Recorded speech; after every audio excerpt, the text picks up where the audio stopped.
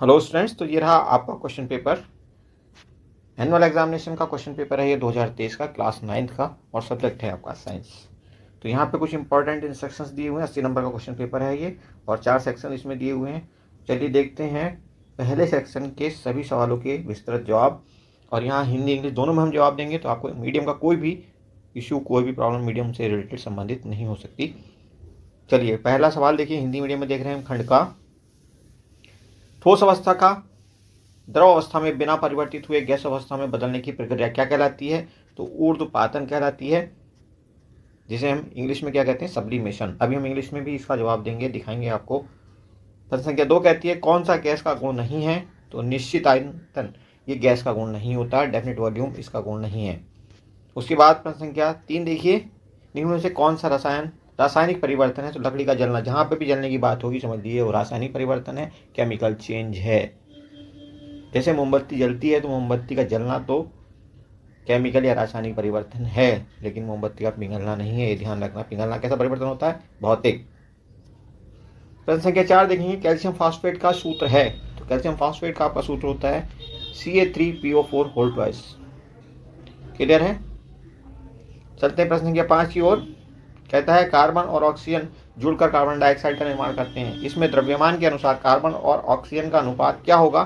तो 3 और 8 होता है ये अनुपात। देखिए कार्बन डाइऑक्साइड ये होता है CO2, सी का होता है 12 और O का होता है 16, लेकिन O के 2 परमाणु हो गए, यानी कि O का टोटल हो गया 32 अणुभार। ओके जी, तो इस प्रकार से 12 32, अब 4 से इसको भी काट दोगे तो यहाँ पे 3 आ जाएगा, और इसको काटोगे तो 8 हो जाएगा। तो 3 और 8 का अनुपात ये होगा। ऑप्शन बी करेक्ट है आपका। प्रश्न संख्या 6 देखिए, Na11 यानी कि सोडियम का परमाणु क्रमांक दिया है, और ऐसे ही मैग्नीशियम का परमाणु क्रमांक दिया है, और आपसे पूछा गया है इसमें न्यूट्रॉनों की संख्या क्या होगी? तो जितना परमाणु क्रमांक होता है उतने ही होते हैं प्रोटॉन, और जो परमाणु भार होता है आपका उसमें से नंबर ऑफ प्रोटॉन या नंबर ऑफ इलेक्ट्रॉन अगर आप घटा दोगे तो वो बन जाता है आपका नंबर ऑफ न्यूट्रॉन्स। तो ये होंगे 12 इसमें भी और 12 इसमें भी। चूँकि सोडियम का परमाणु भार होता है 23, ओके, 23 माइनस 11 करोगे तो इसमें भी आएगा 12। मैग्नीशियम की केस में होता है 24 परमाणु भार, और परमाणु क्रमांक होता है 12, यानी कि नंबर ऑफ प्रोटॉन होते हैं 12। तो यहाँ से भी मिलेगा आपको 12। प्रश्न संख्या 7, किसी तत्व के समस्थानिकों में होता है एक समान परमाणु संख्या।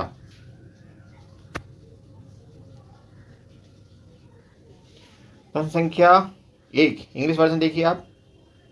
पहले का हमने आंसर दिया था सब्लिमेशन, दूसरे का आंसर हमने दिया है डेफिनेट वॉल्यूम, तीसरे का आंसर हमने दिया है बर्निंग ऑफ वुड, लकड़ी का जलना।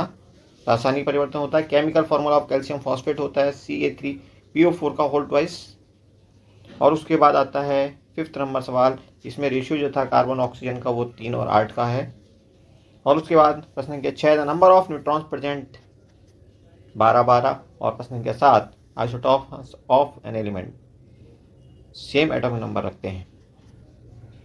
अब बात आती है प्रश्न संख्या 8 की, कौन सा कोशिकांग कई विष और दवाओं का निराविषीकरण करने में महत्वपूर्ण भूमिका निभाता है? तो ये होता है आपका चिकनी अंतर प्रदव्य जलिका, अंत प्रदव्य जलिका, SER, स्मूथ एंडोप्लाज्मिक रेटिकुलम।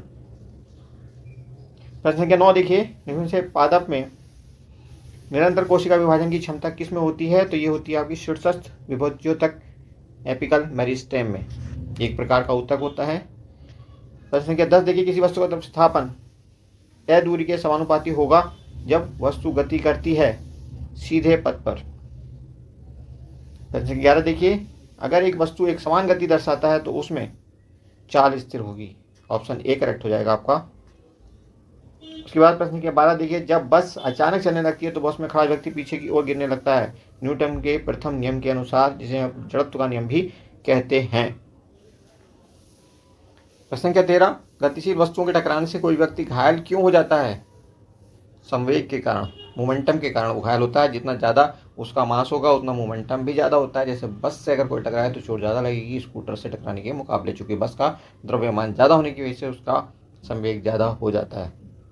प्रश्न के 14 देखिए, गुरुत्वीय त्वरण जी का मान होगा सबसे कम होता है विषुवत रेखा पर। तो ऑप्शन सी करेक्ट हो जाएगा आपका। प्रश्न संख्या 8 अब इंग्लिश वर्जन में देखिए, 8वीं का आंसर हमने दिया एंडोप्लाज्मिक रेटिकुलम जो स्मूथ होती है, SER।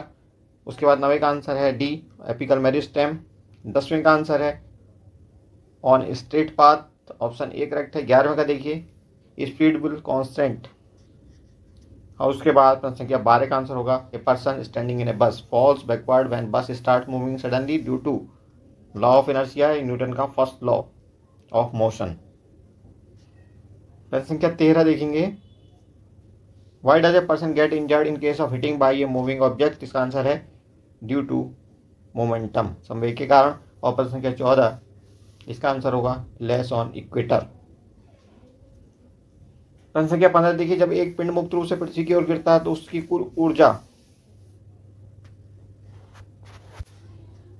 स्थिर रहती है, तो ऑप्शन सी करेक्ट हो जाएगा। उसके बाद 16वां प्रश्न देखिए किसी वस्तु पर किया गया कार्य किस पर निर्भर नहीं करता, तो वस्तु के आरंभिक वेग पर निर्भर नहीं करता, ऑप्शन डी करेक्ट हो जाएगा आपका।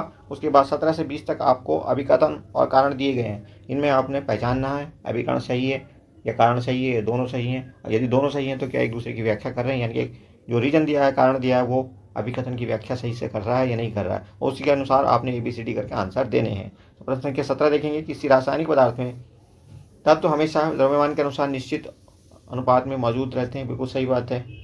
विभिन्न तत्वों के परमाणु का द्रव्यमान रासायनिक गुण भिन्न होता है, भिन्न तत्वों के परमाणु का द्रव्यमान और रासायनिक गुण भिन्न होते हैं, बिल्कुल सही बात है।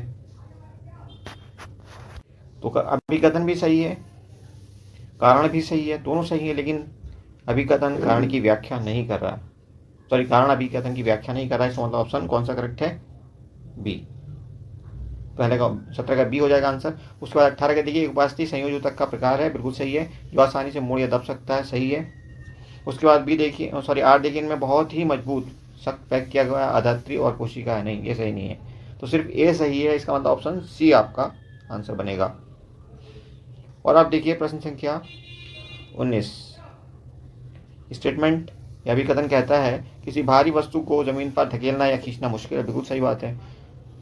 रीजन क्या है, भारी वस्तुओं का जड़त्व अधिक होता है, बिल्कुल सही है, और ये इसकी सही से व्याख्या भी करता है, अधिक जड़त्व होने के कारण हम किसी वस्तु को जो भारी है आसानी से नहीं खिसका सकते, तो इसका आंसर ए बनेगा आपका। और उसके बाद बारी आती है प्रश्न संख्या 20 की, जो कि अंतिम प्रश्न है बहुविकल्पी प्रश्नों में। तो किसी खेत में बारी बारी से फसल उगाना फसल चक्र कहलाता है, जी हाँ बिल्कुल सही है 100%। उसके बाद यह कीटों से होने वाले नुकसान को रोकता है, हाँ बिल्कुल कम कर देता है रोको, क्योंकि कीटों का जो चक्र होता है वो टूट जाता है, समझे। जैसे हमने गेहूँ बोया, उसके बाद हमने चावल बो दिया, तो गेहूँ का जो कीड़ा है वो गेहूँ को पसंद करता है, और जब हमने गेहूँ काट करके चावल बो दिया तो अब जो है वो कीड़ा आसानी से चावल पर अटैक नहीं कर सकता, क्योंकि हर किसी जीव की जंतु की अपनी एक खास चाहत होती है, वो उसी पर सर्वाइव करना पसंद करता है। तो ऐसे करके हम कीटों के चक्र को तोड़ सकते हैं। तो इस प्रकार से आपका ऑप्शन यहाँ पे भी ए ही सही होगा, क्योंकि कथन भी सही है, कारण भी सही है, और कारण उसकी व्याख्या भी कर रहा है। तो इस प्रकार से सभी बहुविकल्प प्रश्नों के विस्तृत उत्तर हमने देख लिए हैं, और बाकी बचे हुए तीनों सेक्शन हैं उनके उत्तर जो है आपको दूसरे वीडियो में जल्दी ही मिल जाएंगे। Thank you for watching, see you soon.